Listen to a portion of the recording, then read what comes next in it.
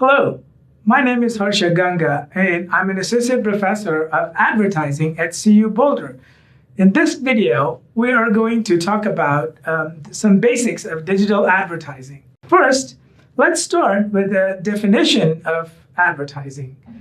Before we even talk about digital advertising, we need to know what advertising is. People who work in advertising say that advertising is the greatest fun you can have with your clothes on. While that may be true, we do need a more formal definition of advertising and an understanding of what it is and what it is not. The most commonly used textbook definition of advertising is that advertising is a non-personal communication of information, ideas that are usually paid for and persuasive in nature about products, services, and other ideas by an identified sponsor. So the keywords to look at here are basically non-personal, that is, it uses a medium like the internet in the case of digital advertising. It is paid for as opposed to being free.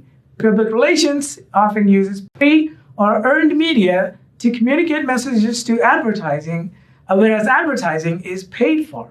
We also have an identified sponsor, which makes sense. As you know, anyone who pays for an ad would want to know who it is that is paying for the commercial. Lastly, through a medium, it usually happens through a particular medium. In this case of digital advertising, it is the internet. So what is digital advertising? Simply put, it is advertising that uses digital media, example, the internet. There are many types of digital advertising, many of which you will be learning in this course. Examples include, but are not limited to, display advertising, social media, search engine optimization, also known as SEO, and search engine marketing, also known as SEM, native advertising, video advertising, and affiliate marketing. What you choose is mostly determined by what your objectives and goals are, what effect you want your advertising to have on your audiences or consumers. In other words, you will need to have a better understanding of how advertising works and what the hierarchy of advertising message effects are. For now, let's talk about how big the digital advertising industry is and how ad spend on digital platform compares to traditional media like radio and television.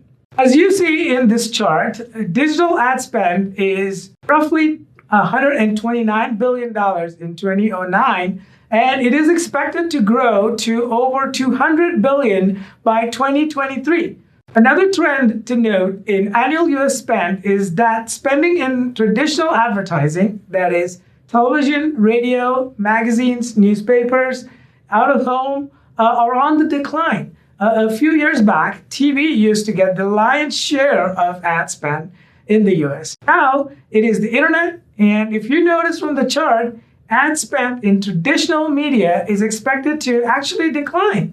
For instance, according to PricewaterhouseCoopers, newspapers, one of the oldest media out there, are expected to lose $2.5 billion in ad revenue in the next 4 years. According to eMarketer, 2019 is the first year that digital advertising got more than 50% of the ad spent in the United States. So, how is this more than 50% of US spend distributed within the digital platforms? Again, from the chart, you will see that display, which also includes social media ad spend, and search got the majority of ad spend in digital, with over 95% of it being from those two areas. Side note, you will do a deep dive and learn more about display and search and social in future courses. All in all, future of digital advertising looks robust, and with an increase of almost 85% in ad spend expected in the next 5 years. So what makes digital so unique that we are witnessing such a tremendous growth in this area? Well, there are many unique characteristics of digital advertising that make it very attractive. Let's look at some unique qualities about digital advertising. First, digital ads are trackable.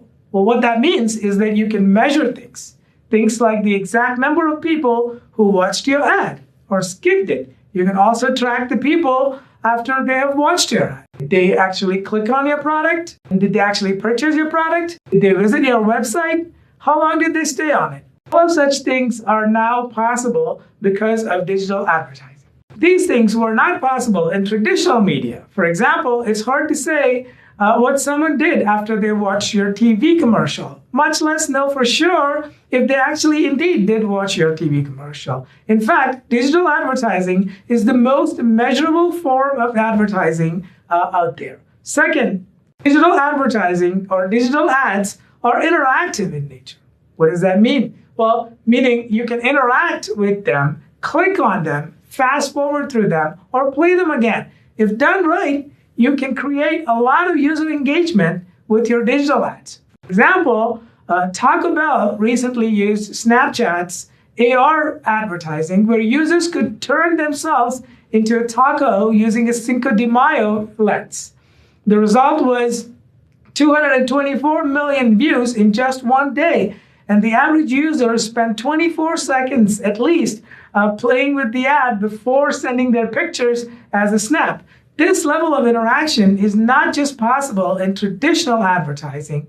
Research shows that people are more engaged with interactive ads than traditional ads, so they tend to remember interactive ads more too. Third, digital ads can be highly personalized or customized, meaning you can target different individuals with different ads based on their interests and tracked behaviors. When people watch an ad on TV, it's pretty much the same ad everyone watches. However, on the internet, the ad could be modified and served with a different headline or an image to different individuals based on their IP address. Not only can digital ads be highly customized, they can be modified in real time. This is a big difference and an advantage over traditional ads like newspapers. Newspaper ads cannot be modified or changed once printed. Fourth, digital advertising is highly cost-effective, and one can reach a truly global audience with online advertising. Digital ads have a lower operating cost than traditional ads. What I mean by that is that there is a much lower price to pay to reach a higher number of audiences. And the turnaround time is really high too. You could do things on the fly and make it much more cost effective. Lastly, digital ads can run 24/7. What I mean by that is that the internet never sleeps. Compared to traditional ads, which usually run once in a particular medium and are gone, digital ads can run for a longer period of time and could be left on 24/7. This allows for consumers to interact with them at their own convenience, time, and space. So, to recap, in this short video, we learned about digital advertising and its characteristics, defined it, and learned about the ad spend in the United States by the format. Then we went over unique characteristics that make digital advertising highly attractive.